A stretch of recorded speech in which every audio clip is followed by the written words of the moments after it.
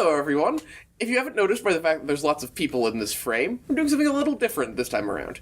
So, I recently learned about the existence of a movie called Created Equal, and I think I'll probably show some scenes from the trailer right about here.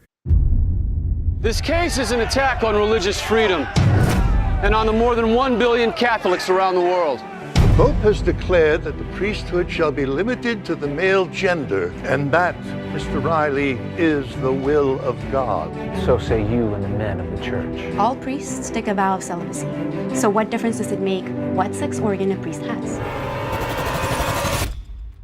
You really should make this go away before you embarrass yourself. If you're ready to remove the stained glass ceiling, then Not possible. Not now, not ever. one last chance, Allie. There's no shame in quitting. Save your mother, yourself, your friends, all the heartache that's coming your way. I'm not afraid.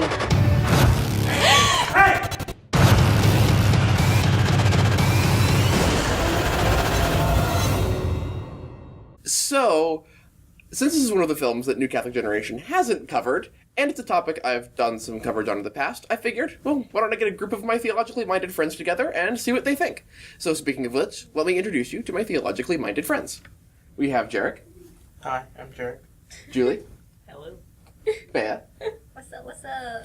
Mia. Hi, I'm Mia. And Maria. Hi. And so everyone here is, if not a Thea major or a Philo major, interested in theology or philosophy. So, let's see what they have to say about the movie. First things first, having watched the film, who do you think the intended audience is? Obviously, it's trying to make some sort of point, communicate some sort of argument. Who is that argument addressed to? Not to people who disagree with the movie. I will put it that way. Or at least I hope it wasn't addressed to people who disagree with the movie. Yeah, it seemed like it was addressed to people who either didn't know very much about the Catholic Church's teaching on woman ordination, or to people who already actively disagree with it. It just seemed to already have its end from the beginning. It knew what it wanted to say, and it proceeded to use straw men to say it. It's definitely not a very feminist crowd, obviously, because it's about a woman coming into the priesthood, which you always run into people outside of the church, and they're like, why aren't there female priests? And you're like, well, Jesus wasn't a girl, so not alright. I definitely found that the way the movie presents its characters and builds their story arcs really prevents kind of a rational dissection of the arguments at hand. For example, the main character, Sister Alejandra, tells her lawyer that she knows that the priesthood is where she's meant to be because God told her that that was the path she needed to take in life. And that's great. And as Catholics, we believe that we have a personal relationship with God. That's kind of the crux of having a vocation. But she never was able to articulate in a rational, logical sense why her case is suddenly a worthwhile break with 2,000 years of tradition. It was just a gut instinct, and that became the basis of a court case. Like, whoa, what just happened there? You know, the movie's not encouraging us to pick through what's actually going on. It's all kind of blunt emotion and something that you just can't talk about. Yeah, I think it was definitely geared to an emotivist crowd, a crowd that sees religion's primary goal or primary characteristic as something emotional or as something, not as something systematic, not as something rational or even reasonable. And so when you have all these people talking about, you know, it is the will of God based on some feeling or some generic sense, there's no way to evaluate that at all. And so the court case turned into one person's feelings against the tradition of the church, which to the feelings of that person was considered unjust, unfair, misogynistic, etc. Because it is making an emotivist argument, but it's also using that in the context of a court case. There's lots of back and forth. So, with that being said, how does the movie see, what do you think its ideas are about discernment? Because it's supposed to be some sense Catholic. Everyone is supposedly a Catholic to a certain degree, more or less in this movie. The lawyer Tommy, the Sister Alejandra. So it's trying to argue for a quote unquote Catholic perspective of some kind. How then does it see things like discernment? Maybe some of the problems disconnect between what the film is saying and the church's position have to do with its ideas? In the movie, they more so treat discernment as something that you just feel, and it's not necessarily a feeling or even a career path. That's not what a vocation is. It's living the life where you're called to be, where you're called to fully give yourself in love, and where you can grow most in holiness. That's what a vocation truly is. And the vocation of the priesthood is reserved for men because they follow in the footsteps of Christ himself. So, Bea, can I add something to that? That was really beautiful. And I think you kind of hit on the both and nature of discernment, that it has to come from a feeling, a relationship with God, and it has to fit within an overarching system.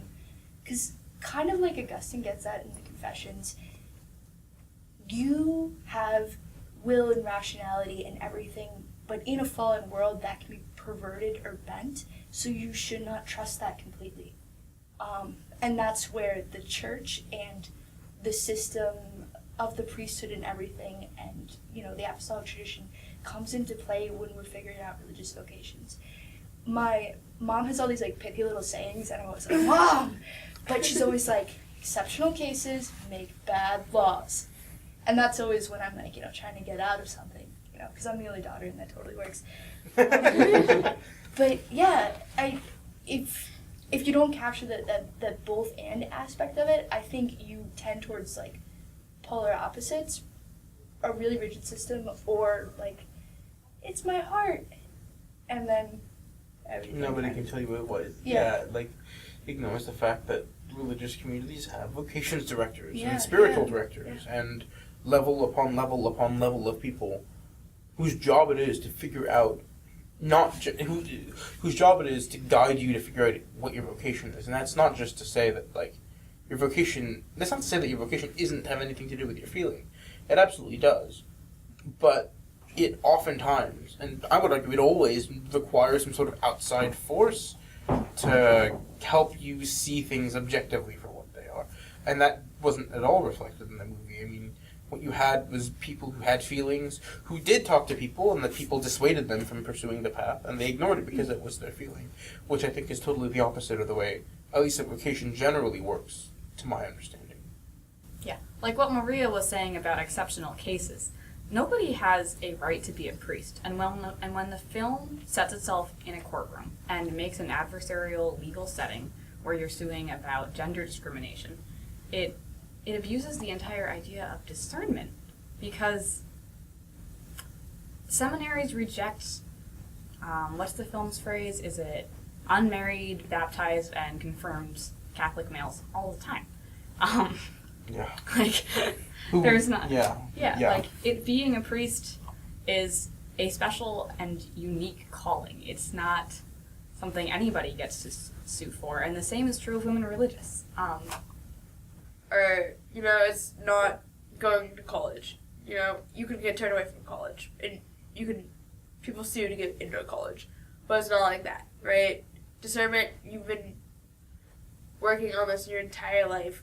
You discern little things, you discern big things. You discern whether you're gonna take these classes next semester. You're gonna discern if you're gonna get married. You discern if you're gonna become a priest, right? But God is guiding your decisions, so He's not going to guide you to somewhere where you can't go.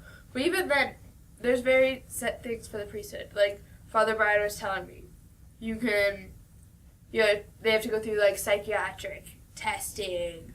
They meet with different people. They have to write essays.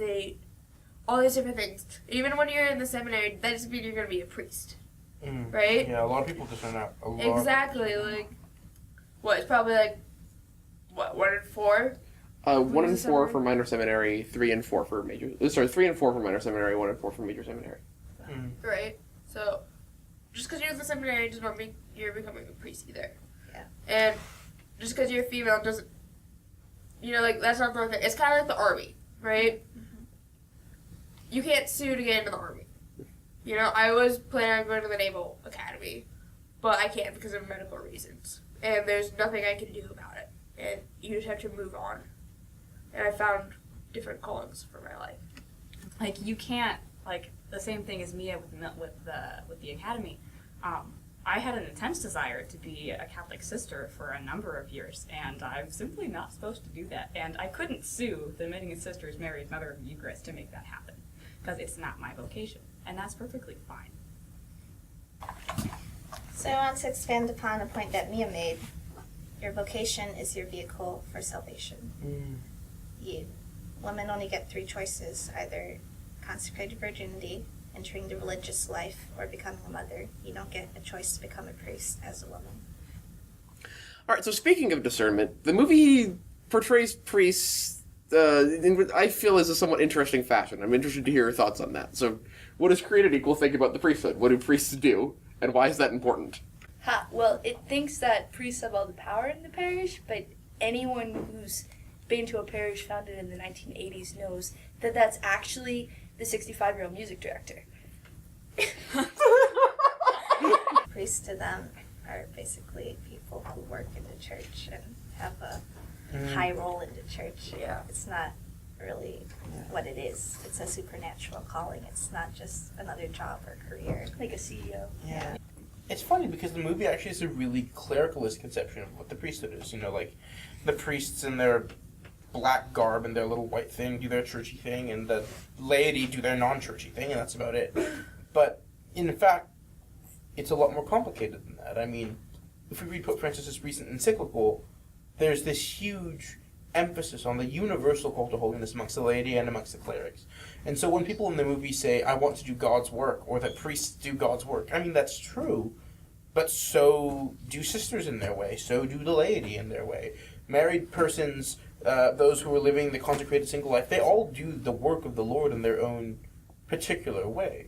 And to say that one is a priest is not to say that one does the work of the Lord, excluding everybody else doing the work of the Lord. Like, priests, they think that priests are the holy ones of the church. They're the ones that make everything happen. If anyone knows this, right, it's the MCs that make Mass happen. Yeah. Literally, priests would not function without having an MC to help them through the Mass. MCs know the schedule, what should be happening, who should be where, at what times. They get everything there. Priests, they are very good at doing their job, but everyone has a job in the church. You know, we have to have servers. Just in a Mass, you need servers, you need lectors, you need EMs, you need sacristans, you need an MC. Fancy Masses, you need a thurifer to incense stuff and create smoke. That's beautiful. It smells great. And then you need a congregation too, because what's the point of having a Mass and a communion of saints if there's nobody to be in this communion of saints with? Yeah, that's a good point. We're all called to be, when you are baptized, you are indoctrinated into the royal priesthood of Jesus Christ, right? We're all called to be priests in our own ways. We're all called to be saints. So you don't need to be a priest, an actual ordained priest, to serve the world. We all serve it, and we all show Jesus in our own specific ways. Yeah, and back to what Jared was saying about the universal call to holiness. I find the clericalism in this movie rather strange because It's so bizarre, isn't it? Like, it's like, yeah. It makes no sense. Because if this movie is supposed to be feminist and progressive and about equality, what is that saying to women? Now, you have to do this guy's job, a man's work. You have to be a priest in order to participate fully in the church and fully exercise your gifts. Like, that's telling women you have to recreate yourself in the image of men to fully be at home in the church. And that thinking has led to so many other pastoral disasters. Like, that's part of the thinking behind contraception. Like, name just one example. And it's not to say that, like, Catholics didn't think this, because Catholics have thought there's an error, not the church, but, like, individual Catholics. And maybe that's what the movie's trying to pick on, that they assume all these Catholics are just really clericalist, but, like, if they had a theological consultant, they would find out that that's not true. I assume this is more like a meta take on the failure of catechesis among American Catholics, but that's just me being really cynical. I don't know. No, cynical and accurate. Yeah.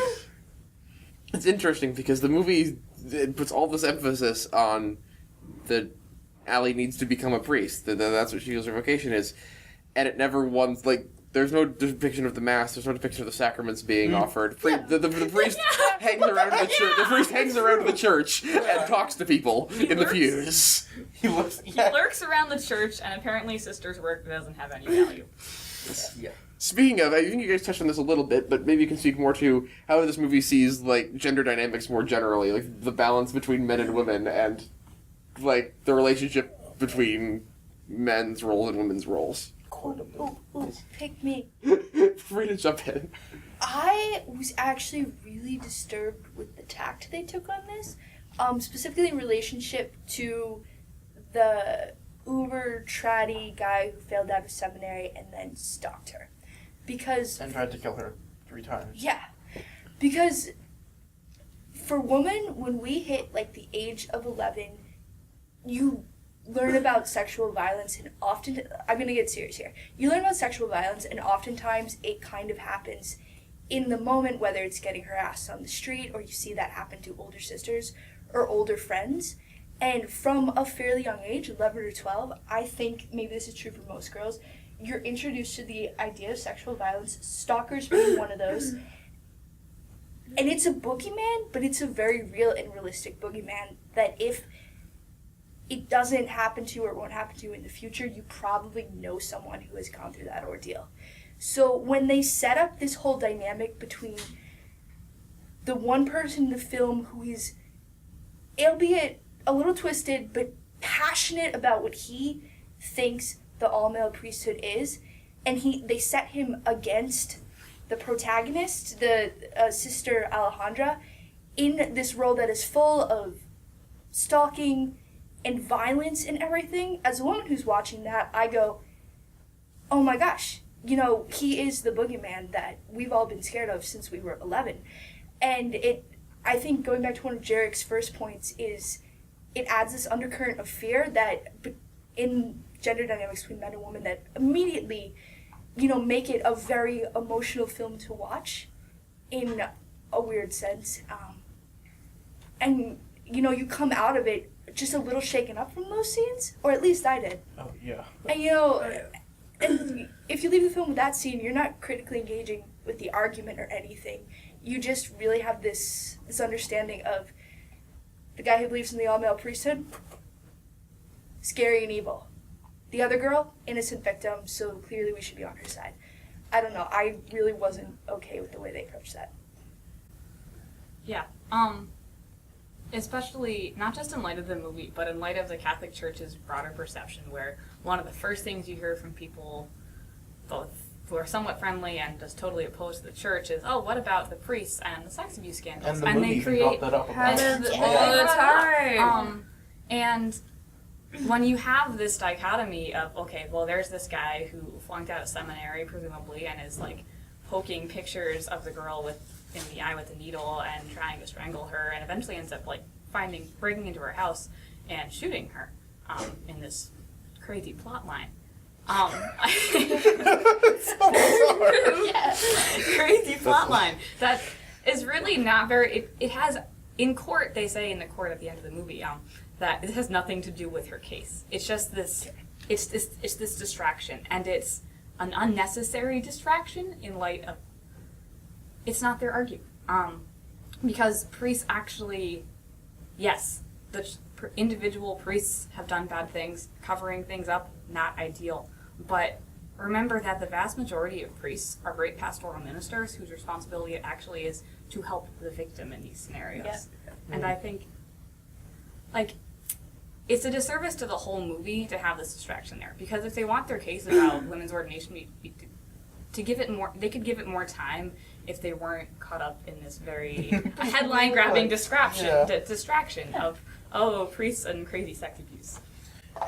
And sort of going, and you talked about it a little bit about how, like, in the courthouse, they specifically say, this has nothing to do with the church, this was not the act of the defendant, there's no connection, whatever. But in the closing statement, Allie's lawyer still says, like, she was, like, the target of harassment and against persecution, and you need to right this wrong, as if it's the church that caused her the wrong in the first place. At least that particular wrong, regardless of what you, like that had nothing to do with the hierarchy of the church, and everybody was very clear about that.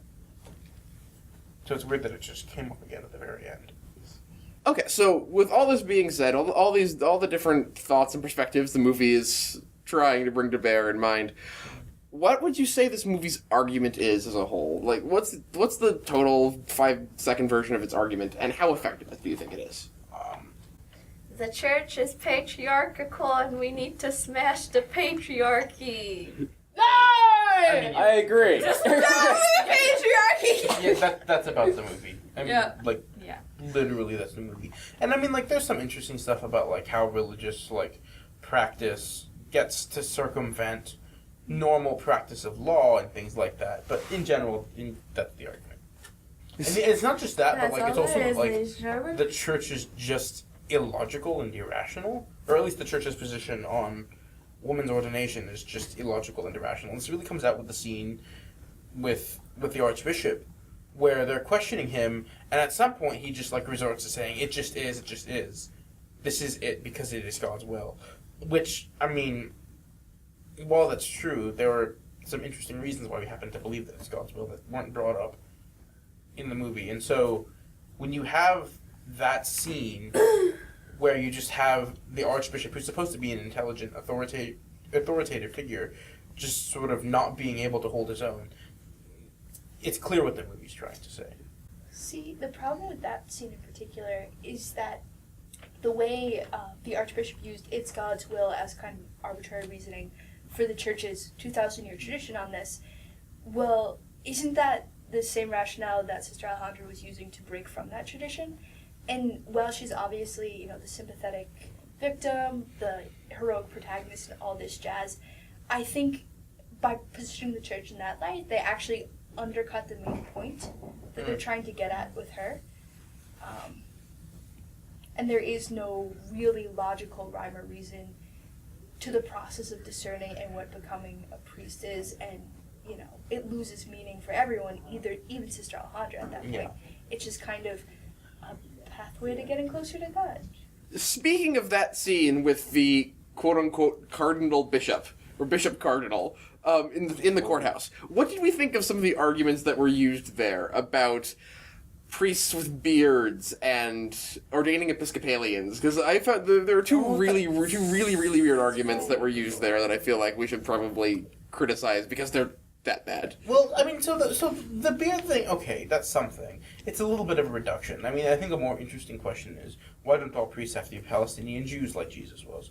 And actually, there's a fascinating discussion that I had with a friend on Wednesday over dinner where we sort of talked about this, because I didn't really have an answer.